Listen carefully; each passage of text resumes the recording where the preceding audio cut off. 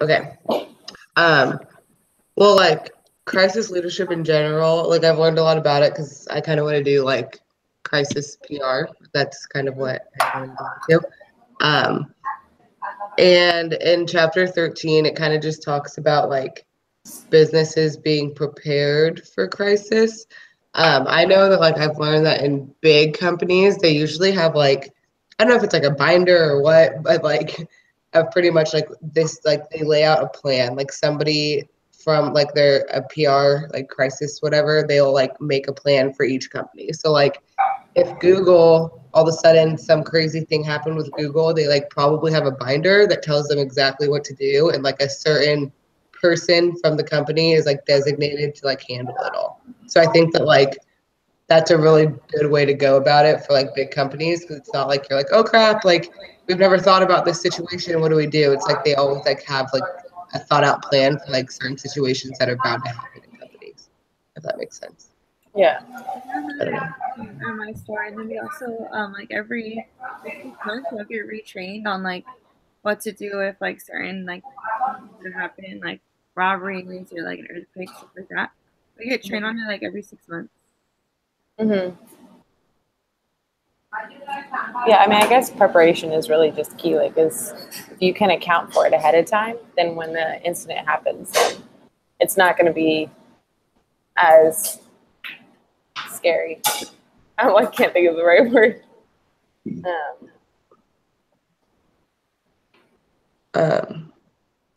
And then crisis control center. I'm trying to find. The last company that I worked for, they had a plan that was called their business continuation plan, and there were several different hubs, if you will. So if something hit one department or one state, then they would be able to continue business from a different location. And then it was exactly like you said, Tiffany. They had like binders that kind of went step by step on who contacts who makes sure all the employees are accounted for. You know, if it was not necessarily at the business location, they would try to reach out to employees, maybe if it was a natural disaster at their homes or whatever, just to kind of account for them, make sure they were safe. And then, you know, first and foremost, people are always more important than, you know, the building, and then they can continue to build, you know, the business from another location afterwards. So, yeah. I know that like a lot of this too has to do with like, I know like natural disasters and stuff, but also just like things like, oh, our CEO just stole money from our company and now the whole world knows. You know what I mean? Like it's like certain like crisis things like that also. Yeah, or like it even says like asbestos or fire or food poisoning in the cafeteria. Yeah, and like, there's the most random stuff, but it's like those all are crises that you kind of have to prepare for because you never know. Well, yeah, especially if you do work in like a food place and now everyone has food poisoning. Now the whole world thinks you're disgusting. Like, what do you do? Exactly. Or like Starbucks is like under like a lot of, you know, like racism stuff. And there was an incident at my store that happened with me. And like I was set up, can't really go into details, but basically like they had a specific setup how they resolve issues like this. If like a customer has an issue with a barista, like they had like 2 people come in from corporate, they had like certain paperwork signed, certain things, and then like had to go on 7-day suspension. And it was like all very like lined up.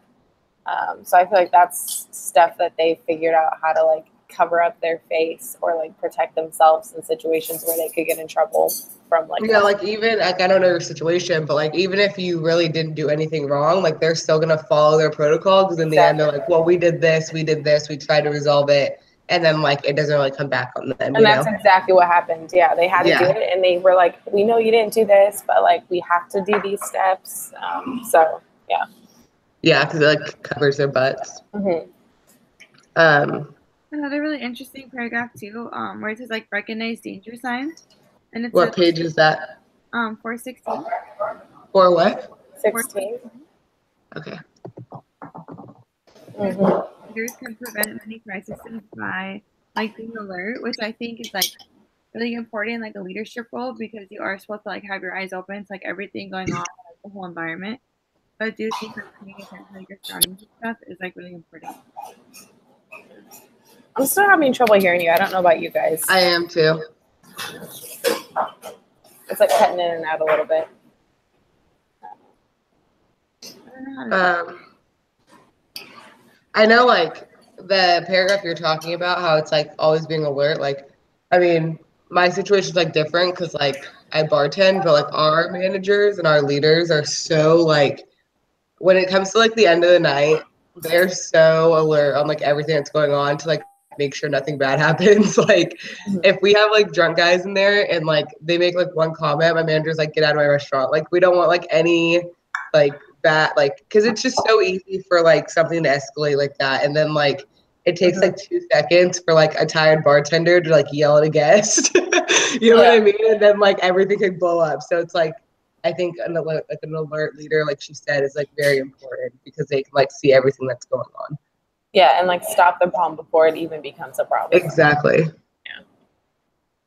I think a huge thing too is like just being able to like remain calm in crisis situations. Because even if you're set up to know what to do in that situation, but you're freaking out or you're stressing out, then that's definitely not the sign of a good leader. Like my manager, whenever he's faced with any sort of stress or pressure or like a situation that's not normal, he just like stresses the crap out.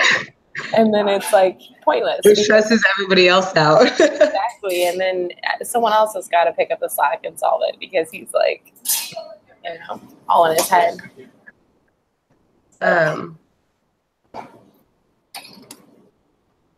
What do you guys think that like a lot of companies, I know like we said like be prepared, but like in what ways do we like think companies can like prepare all the leaders in like all different positions to usually respond to crisis? Like I know they talk about it and like in a leadership meeting or like they'll have like a manager meeting. They'll be like, you guys, if this happens, let's do this. Or like in Starbucks' case, like maybe they were like, oh, when that whole like racism thing happened, they talked to like all the managers and like I know some of the Starbucks had like sensitivity trainings, but like do you think they could have like sent managers to like crisis leadership like conferences or like what do you guys think could like make it easier for people? Yeah. I mean, I feel like what Starbucks did is such a huge sign of like crisis leadership because they did close down every single Starbucks in the US basically to do these meetings. I mean, I don't know how you can go any more extreme than that to try to solve or like cover face, lose millions of dollars by closing your stores early and training them for 4 hours on sensitivity training. Yeah. So I think that was a really good. I think it was, like, even like the thing is like it was a really good move by Starbucks because it's like they wanted everyone to know that they were making an effort, and it's like if you close Starbucks, the whole world is knowing that you're making an effort instead of just like word of mouth, like, oh, like, did you hear this Safeway's closed because this one Safeway is doing like a training? It's like, no, all of Starbucks is closed. And so everyone knows that like they're doing a sensitivity training, which I think was a really good move by like their marketing team or like whoever did that. And it like shows like, hey, we don't care about losing money. We want our partners to be like, you know, caring about people more than coffee. And so I felt like that communicated kind of the values that Starbucks says they have anyways. Yeah. Their training was for everybody. Like my manager's manager got the same training. Like it was like everybody in Starbucks. Like it wasn't even like just people that like work in stores. It was like the whole company. Yeah, it was everybody. Yeah, it was pretty crazy. I like how they also trained us on like if customers had questions or comments about the whole going on, like they taught us how to like talk about it like that too. It sounds pretty good. Mm-hmm.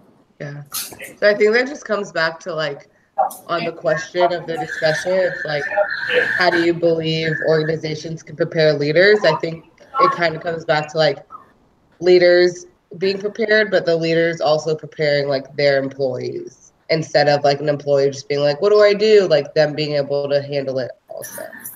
That makes sense. Well, I think it's just planning ahead. If the Yeah.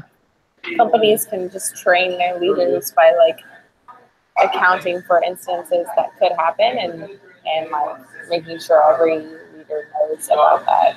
I mean, like you were saying, the binder. I feel like you answered it like so well with the first thing. Like, yeah, you know, having the binder and having those set up already things that you're planning on doing if something happens. Yeah, I literally took like a crisis PR class, so I was like, I know. Oh, okay. Like, Okay, that sounds interesting, actually. yeah, it was like one of the best classes I took. We had to like write press releases and everything. It was pretty cool. Oh, that's cool. Online too? No, I took it in class. Oh, okay. Yeah. Yeah, I think having a plan's good, but then also like making sure everybody understands that plan. Like we recently, after all this stuff happened, got a new binder with like all new stuff in it. And we had like a manager first. So, like all of the shifts, like we all talked about it. We went through every single page of the binder. And then now my manager is doing it with every single barista. See, I think that's a great idea. Yeah. Yeah. Everyone like really understands it because I have like worked for companies where like we do have that binder, but if you're not a leader or even if you are, like you don't really get trained on it, so you have it, but you don't really look at it until you need it, and then you're like rushing for the page that like can help you, and you need to like actually know what's in there, you know. Oh, interesting. Yeah, for sure. Yeah, because some people probably don't even know the binder exists. Like if they don't, like if the company created a binder with a plan for every problem, but then the employees don't know that it exists, then that's pretty pointless. So yeah, I guess training them on, you know, like how to find everything and like what's in there, and yeah. Yeah, but I mean, like one of my teachers that was teaching me that class said that she used to work for this huge like law firm that like got hit with some stuff pretty hard, but like they have their own like crisis person, and she was like, literally, a crisis happened. They like had this binder. Their one person that was designated toward any crisis fixed the problem, but like half the company didn't even know the problem was going on. They were like, because like they didn't even like want it to get out there enough for like anybody in the company to know. And I was like, Yeah. it's kind of sketch, but I guess like if you like if that's how you're gonna fix it and if it gets resolved, then Yeah. Huh, that's interesting. Well, I mean, Yeah. I guess the less people that know, the less it gets out. So that makes sense. Any thoughts, Bill? Well, I kind of going back to that thing where the managers needed to tell the employees. My last place of employment, they didn't really spend a lot of time with the day-to-day workers in the business. It was usually just the managers, and then every once in a while they would go and say, "Hey, we've got these modules for you to do," and things like that, just to kind of be aware. But my company had some interesting things. They had automated phone dialers that, say, for example, I guess maybe 5 or 6 years ago, there was some flooding in Phoenix, and a lot of people couldn't make it to work because the roads were flooded, and they would call everybody and tell them, make sure you're safe coming into work, just because it's potential cars were floating down the road. I don't know if if you guys remember that on the news or anything, but it was, potentially, could have had most of our workforce at the location out of work that day because of the rain. But it was kind of nice to have them automated phone calls calling you to let you know that, hey, make sure you're safe first. Don't go in harm's way just to get to work, kind of thing. Yeah. Usually they're like, get to work. Yeah. That's kind of like Yeah. crisis before it even happens. Mm-hmm. Well, and it's like effective to have that because like that can call all of you guys at once, pretty much, instead of like a manager or boss being like, "Hey guys, don't come into work," and like calling each employee before it's too late. Yeah, that's pretty cool. I also like the paragraphs where it says promote healing. It's on page 431. 31. Okay. So I do think that stuff like that's important. Like after a crisis happens, like obviously it affects employees. Like there's obviously getting food poisoning, but then there's like robberies and stuff like that that like really hurt people. So I think having like steps afterward to like numbers for people to get help or something like that in case of like a big crisis. I think that'd be really important. Yeah, that also they talk about that on page, I want to say for I don't know where it was, but it was like basically just the steps of like making sure that you're like going back to like making your reputation of your company and like your employees feel safe and like that they still matter and stuff like that. Yeah, I saw that. I know which one. I think it's 422. It just says like the business it's like getting back to regular operations as soon as possible is important for like an organization. And then just yeah, and then like your post-crisis evaluation that they want you to do, and just like making sure that like everyone learned from this crisis and like how to like fix it next time and how to prevent it and just stuff like that. Well, that kind of makes me think of all those school shootings, because there's more than the victims that were shot and killed. It was the fear of going to school or the friends that lost somebody in that, or just the whole scariness of that event. It's that all needs to be addressed as well. Yeah, exactly. For sure. Well, we've hit time unless you guys have more stuff to say. No? No final thoughts? Good job, guys.